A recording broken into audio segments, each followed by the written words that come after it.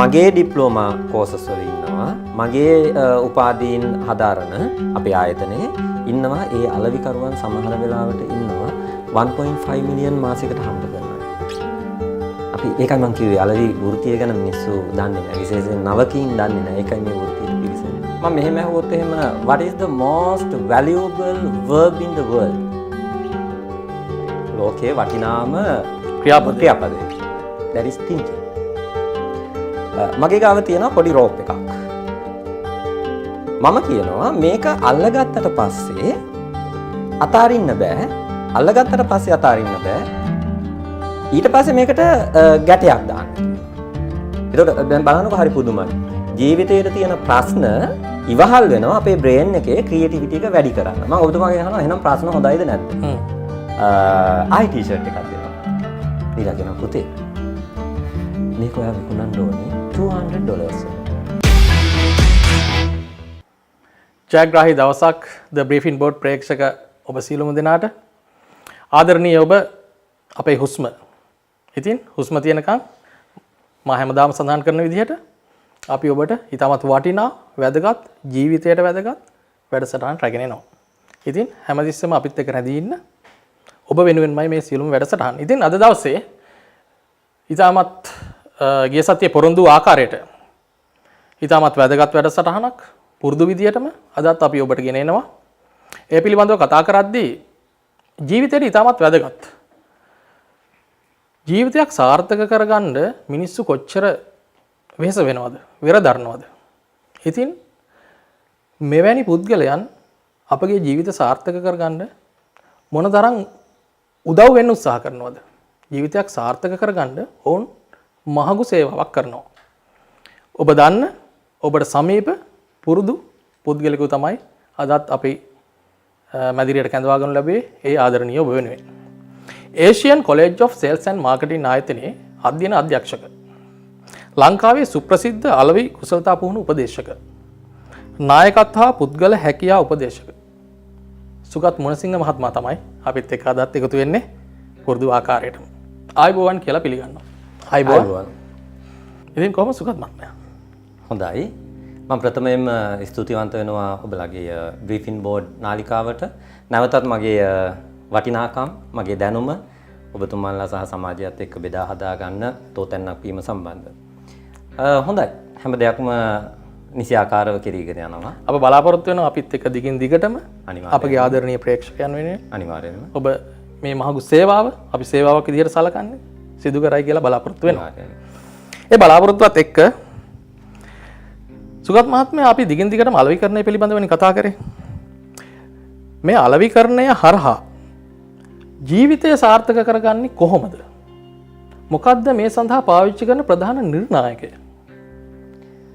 දිනේෂ් මහත්තයා ඔයා කිව්වා වගේ අලෙවිකරණය විතරක්ම නෙමෙයි අපි පොදුවේ ගත්තොත් අපේ ජීවිත සාර්ථකත්වයේ වෙනුවෙන් මම මෙහෙම අහුවොත් එහෙම what is the most valuable verb in the world? right ලෝකේ වටිනාම ක්‍රියාපදය. that is thinking.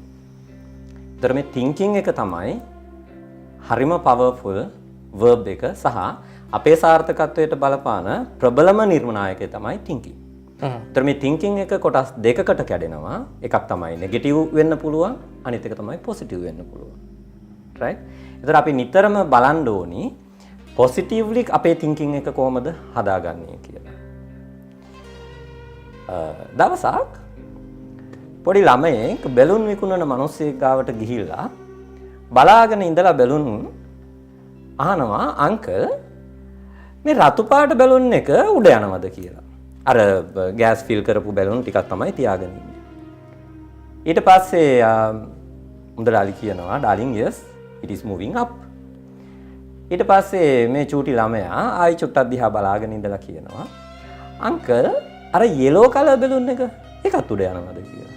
ඊට මුදලාලිටත් ඔබතුමාට වගේ චුට්ටක් hina ගිහිලා ළමයාට කියනවා ඔව් පුතේ darling that is also moving up. මේ ළමයා ආයි බලාගෙන ඉන්නවා ටිකක් වෙලා. පුංචි ළමයිනේ මනස හිස්.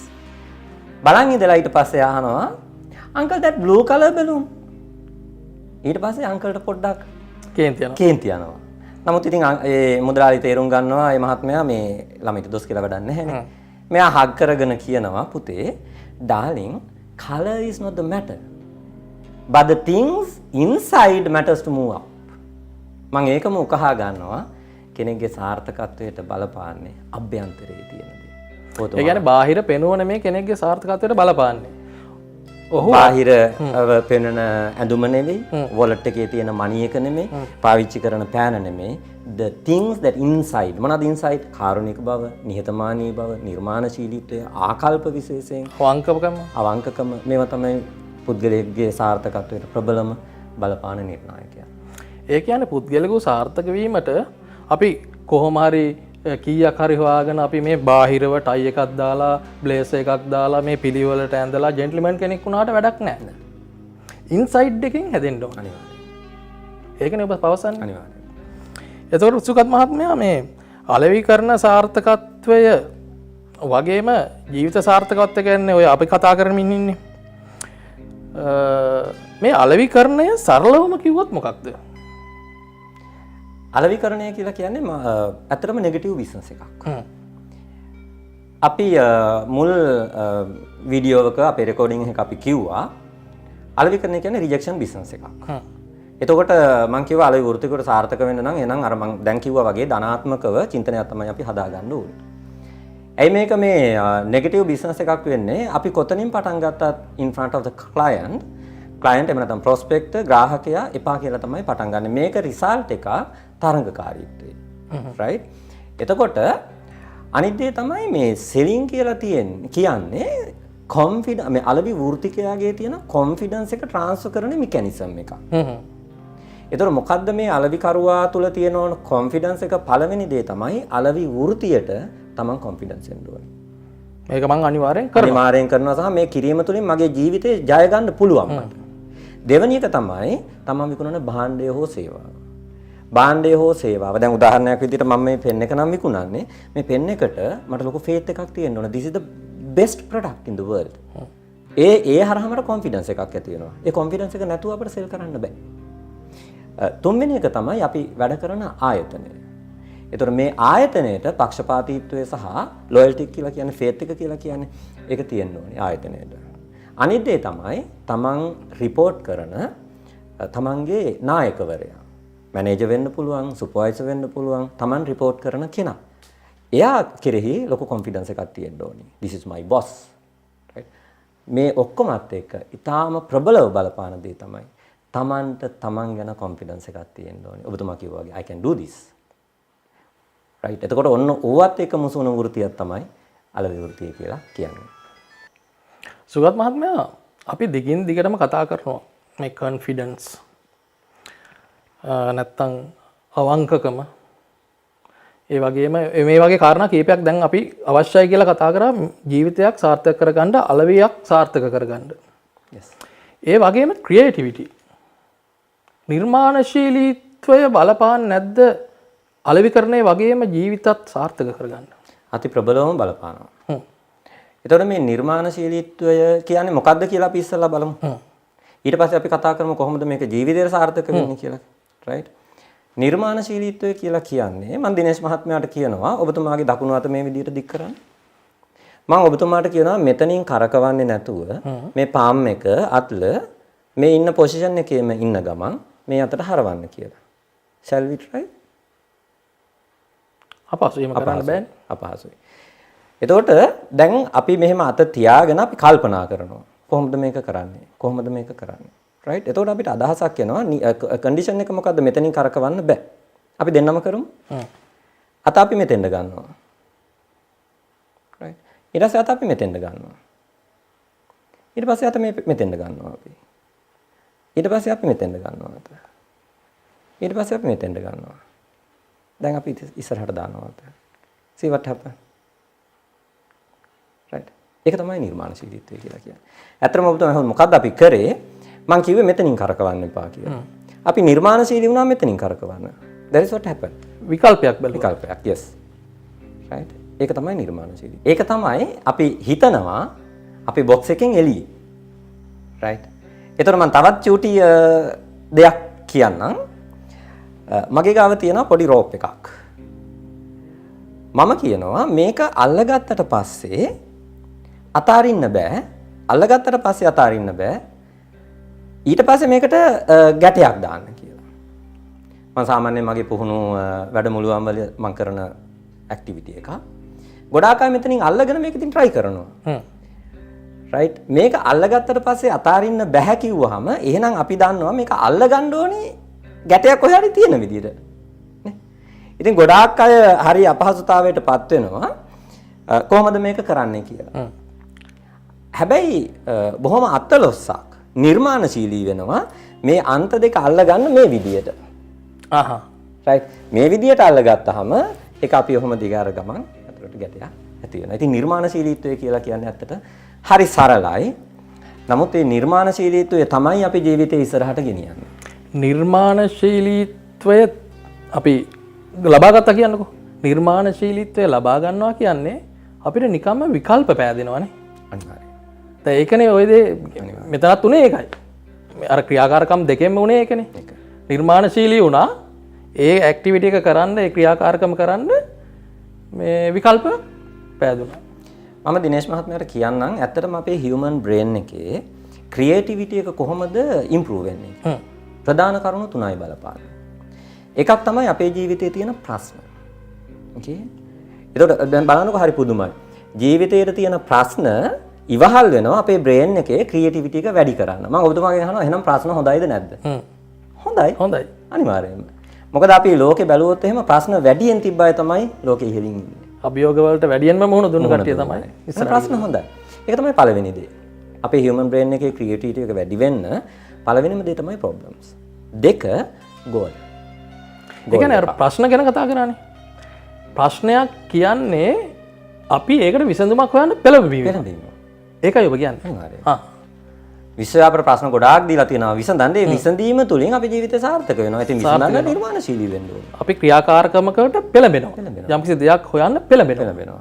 ඒකට විසඳුමක් හොයන්න පෙළඹෙනවා. දෙවෙනි එක තමයි ඉලක්ක ජීවිතය. මම ඔබතුමාට කියනවා ජීවිතේ තව අවුරුදු 5කින් මොනවාද කරන්න ඕනේ ඔයාගේ ජීවිතේ ඉලක්ක කියලා ලියන්න කියලා. ඔබතුමා ලියනවා. මේ දේ කියලා. දැන් අපි මේ ලියන්නේ මොනවද? ලියන්නේ අපේ තිබ්බ ප්‍රශ්න වලට උත්තරේ නේද මේ ලියන්නේ. right. සමහරට මුදල් අගහිගකමක් තියෙනවා නම් that is the issue.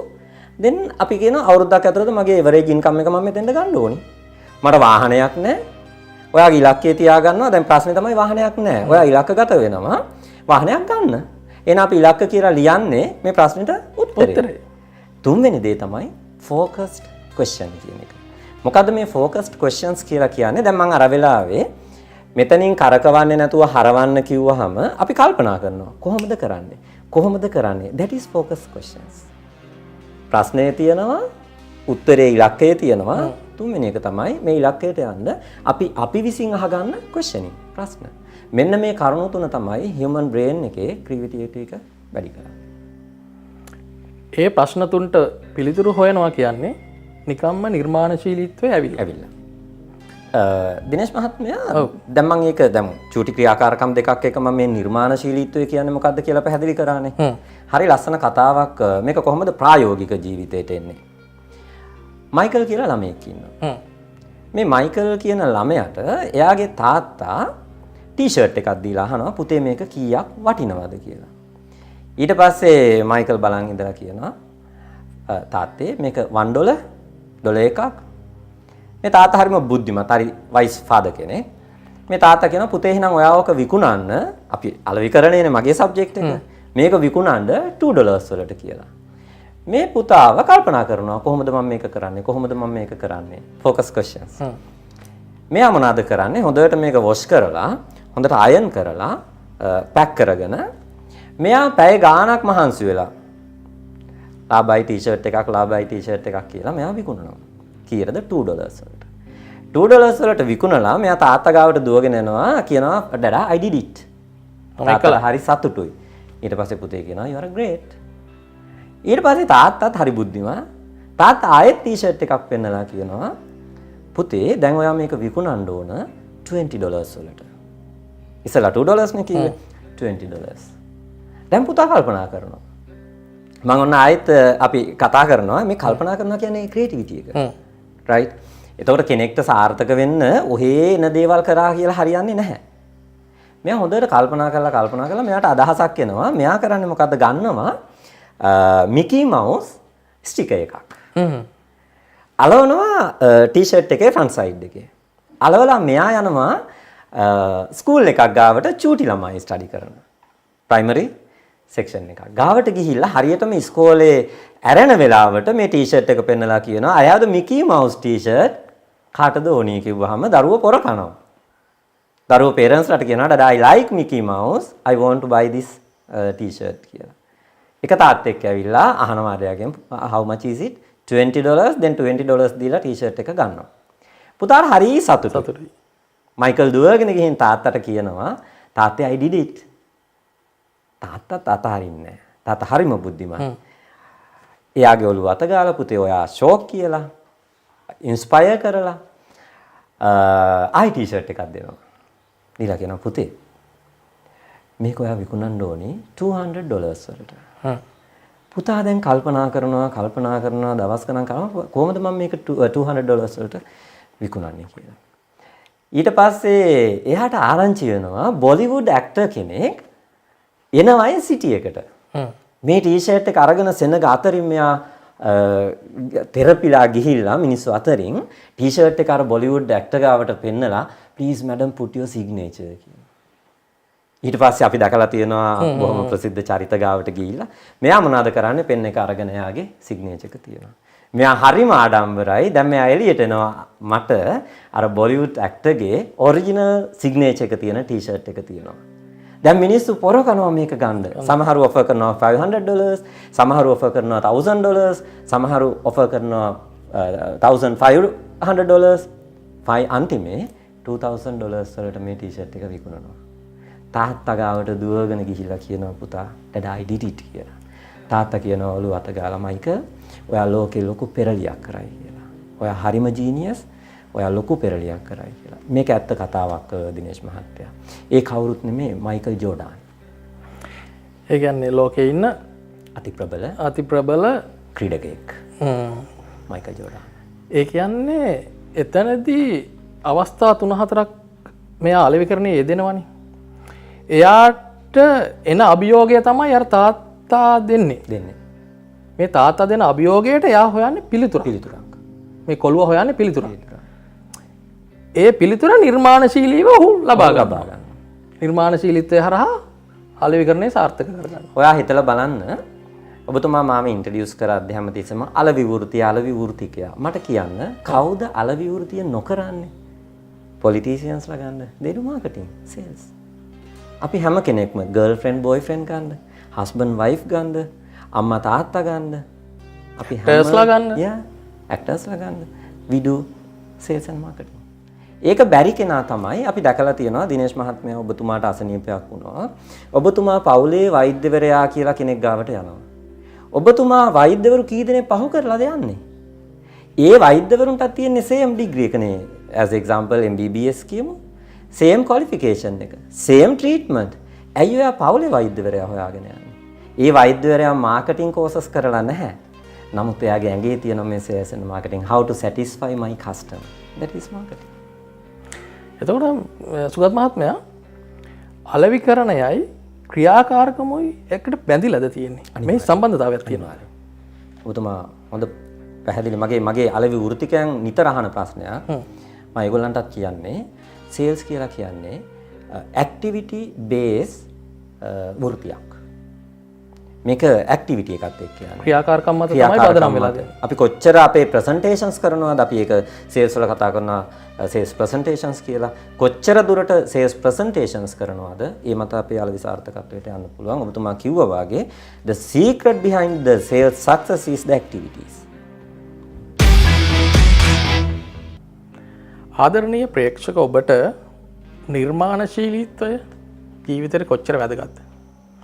අභියෝග එනවා, ප්‍රශ්න එනවා, සැලෙන්න එපා. සුගත් මහත්මයා කියන විදිහට ඒ නිර්මාණශීලීත්වය තුළින් ඔබගේ ප්‍රශ්නයට පිළිතුර හොයා ගන්න. ඒක තමයි වැදගත්. සුගත් මහත්මයා මට තව ප්‍රශ්නයක් තියෙනවා මෙන්න මේ විදිහට. මේ වර්තමානයේ ප්‍රවණතාවයක් තියෙනවා අපි දකිනවා මේ අලෙවි වෘත්තියට අලෙවි ක්ෂේත්‍රයට නවකයින්ගේ පැමිණීමේ පොඩි අඩුවක් තියෙනවද? ඔබතුමා කියන එකේ යම් තාක් දුරට සත්‍යතාවයක් තියෙනවා. හේතුව ඔබතුමා ඇහුවෙත් ඇයි මේ නවකීන් අලෙවි වෘත්තියට එන්නේ නැත්තේ? අලෙවි වෘත්තිය ගැන මම කියන ප්‍රධානම දේ තමයි දන්නේ නැහැ නවකීන්. මේකෙන් ජීවිතේ මේ ජීවිතේ සාර්ථක කරගන්න පුළුවන් කියන පණිවිඩය ඒගොල්ලෝ දන්නේ නැහැ. එතකොට පුංචි කාලේ ඉඳන් අපි ටීචර් ඉස්සරහා අත උස්සලා කියන්නේ one day I want to be a doctor, one day I want to be an accountant, one day I want to be a lawyer. ඒ කියන්නේ සමා වෙන්න.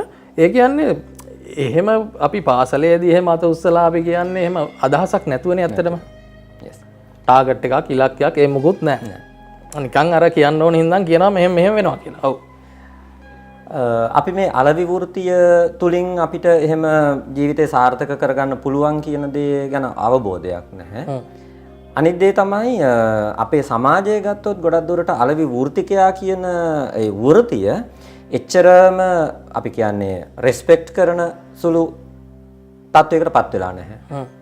හේතුව තමයි ඒ ගැන අවබෝධයක් නැතිකම. මම ඔබතුමාගේ ප්‍රශ්නෙට පිළිතුරු දෙන්නවා එක්ක මම මේ අලෙවි වෘත්තියන් තුල ඉන්න අයට දෙන පණිවිඩය තමයි අපි කවුරුත් අත උස්සලා කිව්වේ නෑ තමයි පොඩි කාලේ අලෙවි වෘත්තිකයෙක් වෙන්න ඕනි කියලා. 99.9%ක්ම අලෙවි වෘත්තියට එන්නේ ප්ලෑන් කරලා නෙමෙයි. අහම්බේ. කෙසේ වෙතත් දවසක් එක ළමයෙක් එයාගේ මූලික අධ්‍යාපනය ඉවර කරලා ඇප්ලිකේෂන් දානවා ජොබ් එකකට. ඇප්ලිකේෂන් දාපුවාම මේ ළමයාට ඒක ආයතනයකින් කතා කරනවා. ආයතනය තමයි Microsoft. ආයතනයෙන් කතා කරනවා. හැබැයි දැනන්ත ආයතනයක්. ඉතින් මේ ළමයා මේ කතා කරන ඉන්ටර්විව් මේ ඉන්ටර්විව් එකට එන්න කියනවා ජොබ් වේකන්සි එක තමයි ක්ලීනින්. හැබැයි මෙයා කල්පනා කරනවා Microsoft එක අතු ගෑවත් කමක් නැහැනේ කියලා මෙයා ඉන්ටර්විව් එකට යනවා. ඉන්ටර්විව් එකට ගියාම ඉන්ටර්විව් බෝඩ් එකේ ඉන්ටර්විව්ස් කීපයක් තියෙනවා. මෙයා ඉන්ටර්විව් ටික පාස් වෙලා ෆයිනල් ඉන්ටර්විව් එකට සිලෙක්ට් වෙනවා. ෆයිනල් ඉන්ටර්විව් එකට සිලෙක්ට් වුණාම දැන් බොහෝ දුරට ජොබ් එක ඕකේ. හැබැයි ෆයිනල් ඉන්ටර්විව් එකේ අහනවා ඔයාගේ ඊමේල් ඇඩ්‍රස් එක මොකක්ද කියලා. ඊට පස්සේ මේ ළමයා කියනවා I don't have an email address. ඊට පස්සේ ඉන්ටර්විව් බෝඩ් එකෙන් කියනවා මේක Microsoft කම්පැනි එක. ඉතින් අඩුමතරමේ අතු ගාන කෙනාට උනත් ක්ලීනින් කරන කෙනාට උනත් ඊමේල් ඇඩ්‍රස් එකක් තියෙන්න ඕනේ. ඉතින් ඒ නිර්ණායකයන් තුල ඔයාට බෑ අපට ජොබ් එකක් ඔෆර් කරන්න. මෙයාට හරිම ෂොක් කරගන්න දෙයක් නැහැ. මෙයා ඊට පස්සේ දැන් ජොබ් එක හම්බුනේ නැහැ ඉන්ටර්විව් ෆේල් ෆයිනල් එකෙන්. මෙයා හරි දුක් මුසුව ජීවත් වෙනවා. මෙයාගේ අතේ තියෙනවා ඩොලර් 5ක්. මෙයා මේ $5 වලට ටොමැටෝස් අරගෙන මේක විකුණනවා $10 වලට. එයාට තේරෙනවා මේක හොඳයිනේ. දවස් කීපයයි $5 වලට ගත්තා sold the $10. ඊට පස්සේ අවුරුදු ගාණක් මේක මෙයා කරා. එයාගේ රටේ එක ප්‍රාන්තයක මෙයා ට්‍රේඩර් කෙනෙක් ටොමැටෝ සම්බන්ධව. මෙයාට දැන් අවශ්‍ය වෙනවා ඉන්ෂුරන්ස් පොලිසි එකක් ගන්න. මෙයා ඉන්ෂුරන්ස් පොලිසි එක ගන්න කම්පැනි එකට කතා කරලා ඉන්ෂුරන්ස් ඇඩ්වයිසර් කෙනෙක්ට තමන් ගාවට ගෙන්නගෙන දැන් දානපතියෙක්නේ. ඉන්ෂුරන්ස් ඇඩ්වයිසර් ෆෝම් ටික ඔක්කොම ෆිල් කරලා මේ මහත්මයාගෙන් අහනවා සර්ගේ ඊමේල් ඇඩ්‍රස් එක මොකක්ද කියලා මේ ෆෝම් එක ෆිල් කරන්න අහනවා. අර මහත්මයා කියනවා අයිසේ මට ඊමේල් ඇඩ්‍රස් එකක් තිබුණා නම් මම තාමත් Microsoft එක අතු ගන්නවා කියලා. right.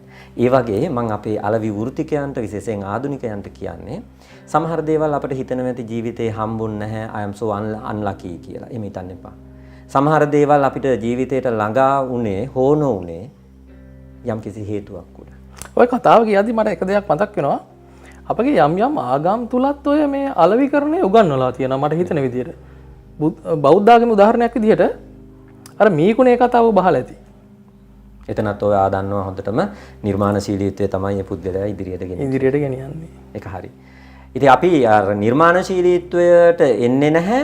අපි කොන්ෆිඩන්ස් එකක් ඇති කරගන්නේ නැහැ.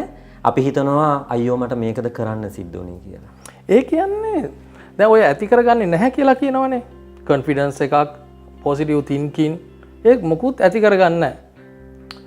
ඉතින් ඩිටර්මිනේෂන්, ඩෙඩිකේෂන් මේ සේරම ඇති කරගන්න ඕනේ තමන් තුළ තියෙනවා. තමන්ට තේරෙන්නේ නැහැ ඒක තමන් තුළ තියෙනවා කියලා. ඒක ගන්නේ කොහොමද? ඒක ගන්නත් ක්‍රමවේදයක් ඇති නේද?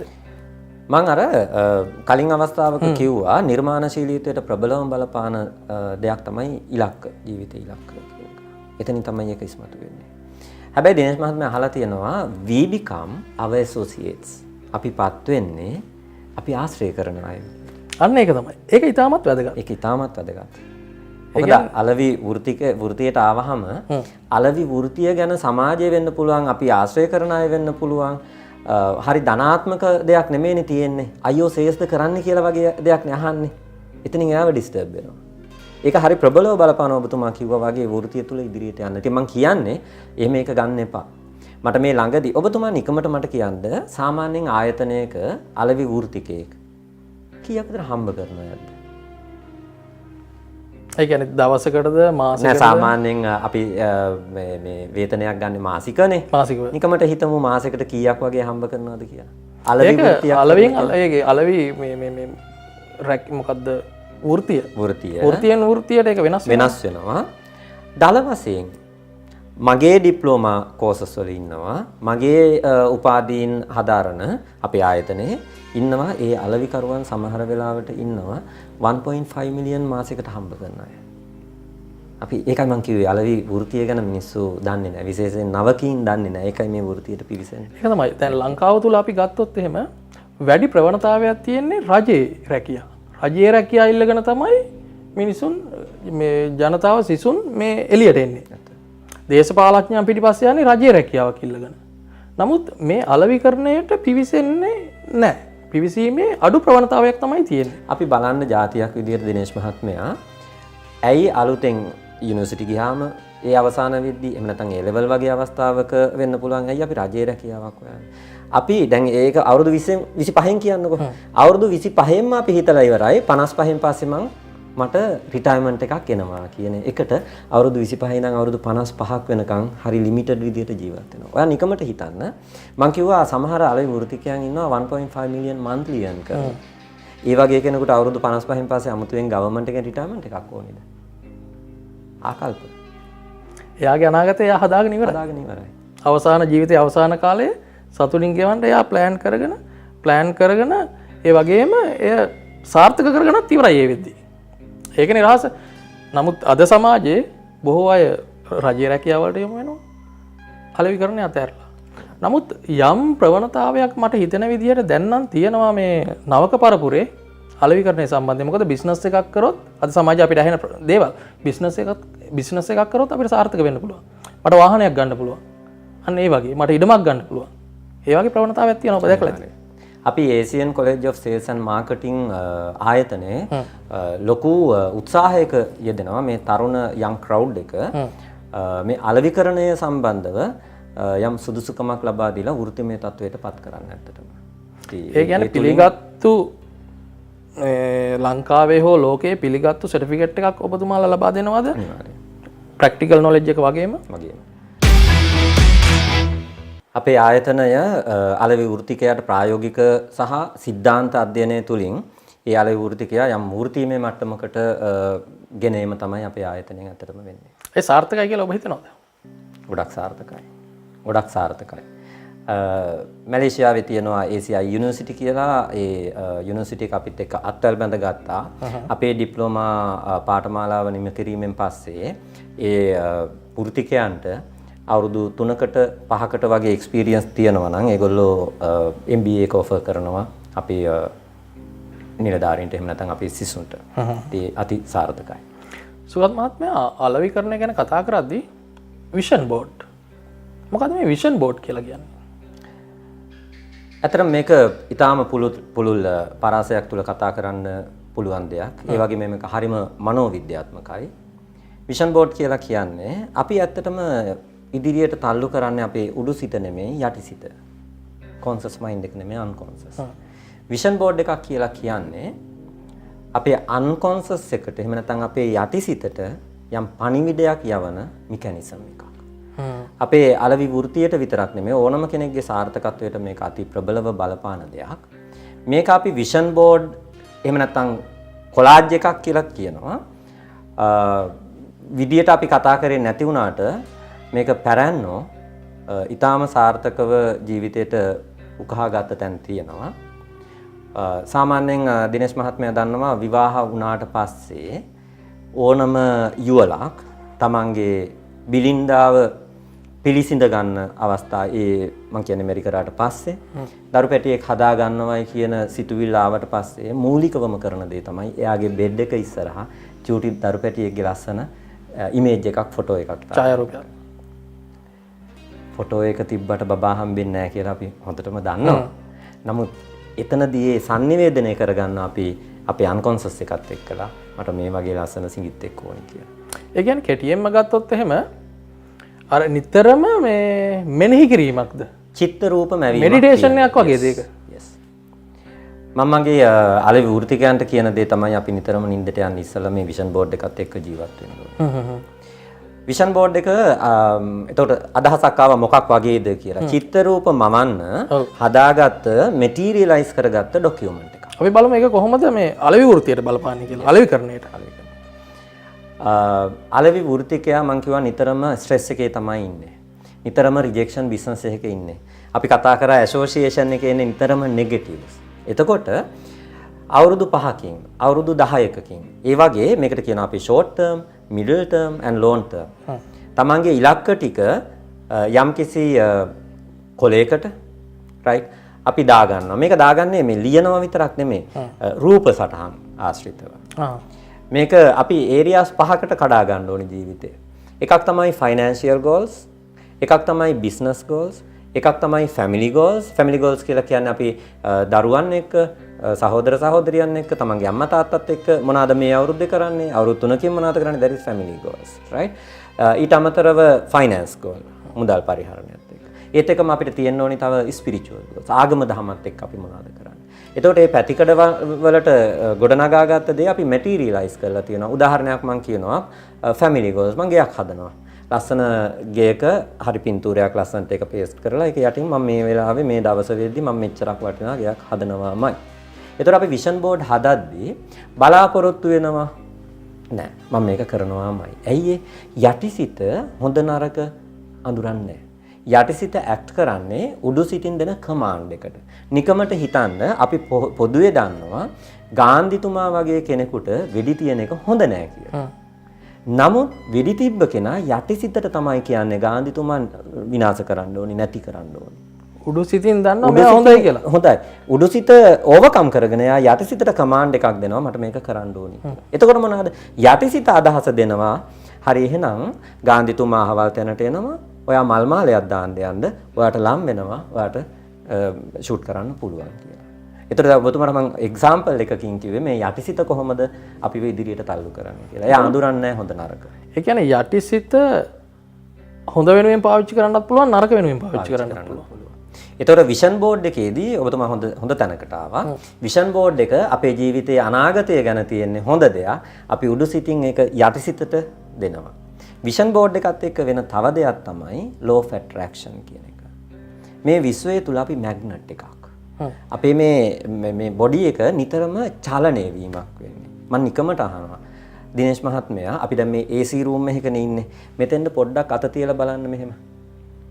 ඔයාලට තේරෙනවා රස්නේ. ඇයි මේ රස්නේ? අපි අන්වීක්ෂයකින් බැලුවොත් එහෙනම් මෙතන සෙල්ස් මෙතන විතරක් නෙමෙයි මුළු බොඩි එකම නමුත් මේ වගේ සෙන්සිටිව් තැන්වල අපිට ඒක ලේසියෙන් හොයා ගන්න පුළුවන්. ඇයි මෙතන හීට් එකක් තියෙන්නේ? ඕනම වස්තුවක් චලනය වෙද්දී හීට් එකක් එනවා. අපේ සෛල තියෙන්නේ මේ විදියට. එහෙනම් එහෙම එකක් තමයි මේ බොඩි එක. මේ බොඩි එක විශ්වය තුල මැග්නට් එකක්. ඒතර මේ මැග්නට් එකට පුළුවන් විශ්වයේ තියෙන දේවල් ආකර්ෂණය කරගන්න. එතකොට අපි මෙන්ටලි අපි විෂන් බෝඩ් එක දිහා බලාගෙන කියන්නේ හිතන්නේ විශ්වයට අපි කිරණ නිකුත් කරනවා මට මේ දේ ඕනි කියලා. law of attraction කියලා කියන්නේ විශ්වයෙන් ඒකට අපිට යම්කිසි ආකර්ෂණයක් තියෙනවා මේක කොහොමද කරන්නේ. ඒ කියන්නේ විශ්ව ශක්තිය හරහා විශ්ව ශක්තියක් අපට ලැබෙනවා. ඉතින් ඒ ක්‍රමවේදයට තමයි ඔය law of attraction කියන්නේ. මේ law of attraction නැති කරගන්න හරිම ගැළපෙන tool එකක් තමයි විෂන් බෝඩ් කියලා කියන්නේ. ඔය ඇතරම අලෙවිකරණය ගැන කතා කරද්දී මේ විශ්ව ශක්තිය පිළිබඳව දැඩිව කතා කරනවා. මම හිතන්නේ ඔබලගේ ආයතනය තුලින් ඒ පිළිබඳව යම් පැහැදිලි කිරීමක් කරන්න ඇති විශ්ව ශක්තිය ගැන මේ වෙනම. yes. කොහොමද අපි මේ දේවල් ආග්‍රහණය කරගන්නේ අපේ ජීවිතයේ සාර්ථකත්වයට කියලා. ඇත්තටම මේවා ලෝකෙට අලුත් දේවල් නෙමෙයි 1970 ගණන් වල බිහි වුණ සංකල්ප. නමුත් අපේ රටවල් තුල ඒ වච්චරම ප්‍රචලිත වෙලා නැහැ. ඉතින් අපේ ආයතනයෙන් ඒ වගේ දැනුම් සම්භාරයක් තමයි සමාජගත කරන්න ඔබතුමන්ලගේ channel එකත් ආශ්‍රිතයෙන් උත්සාහ කරන්නේ. හොඳයි සුගත් මහත්මයා, අදත් වටිනා කතා බහක් ආදරණීය ප්‍රේක්ෂකයන්ට අපිට ලබා දීමට හැකියාව ලැබුණා. ඉතාමත් වටිනවා කියලා මම පිළිගන්නවා, මට පිළිගන්න වෙනවා. ඔබත් මාත් සමග එකක ඇති. අනිවාර්යයෙන්ම සුගත් මහත්මයාත් සමග තවත් දවසක අපි හමු වෙනවා. ඉතින් ඔබතුමාට බෙහෙවින්ම ස්තුතිවන්ත වෙනවා. අද දවසේත් පුරුදු විදියට අපිත් එක්ක එකතු වෙලා අපේ ආදරණීය ප්‍රේක්ෂකයන් වෙනුවෙන් මෙවැනි දැනුම් සම්භාරයක් ලබා දීම සම්බන්ධයෙන්. ඒත් එක්කම මම බොහොම ස්තුතිවන්ත වෙනවා ඔබතුමන්ලගේ බ්‍රීෆින් බෝඩ් නාලිකාවට මේ වගේ සේවාවක් ලබා දීම සම්බන්ධව සහ මගේ දැනුම, මගේ වටිනාකම් ඔබතුමන්ලගේ නාලිකාව හරහා සමාජගත කරන්න අවස්ථාව ලබා දීම සම්බන්ධව. ඔබට අයිබෝවන් කියලා සම්බෝධනවා. අයිබෝවන්. අදත් ආදරණීය ප්‍රේක්ෂක හිතවතුනි, සුගත් මහත්මයාත් එක්ක ලස්සන වැඩසටහනක්, වැදගත් වැඩසටහනක් ද බ්‍රීෆින් බෝඩ් අපගේ නාලිකාව හරහා ඔබ වෙත රැගෙන ආවා කියලා අපිට හිතෙනවා. ඔබ ඒකට එකඟ වෙනවා අනිවාර්යෙන්ම. ඉතින් ඔබ අපේ හුස්ම, ඒ හුස්ම තියනකම් ඔබගේ ජීවිතයට, අපගේ ජීවිතයට ඉතාමත් වැදගත් වටිනා වැඩසටහන් මෙවන් වූ පුද්ගලයන් සමගින් ගෙන ඒමට ද බ්‍රීෆින් බෝඩ් අපි සූදානමින් සිටින බව ඔබට ඉතාමත් ආදරෙන් මතක් කරනවා. ඉතින් සබ්ස්ක්‍රයිබ් කරන්න අමතක කරන්න එපා ද බ්‍රීෆින් බෝඩ් අපගේ නාලිකාව. සුබ දවසක්. The Briefing Board.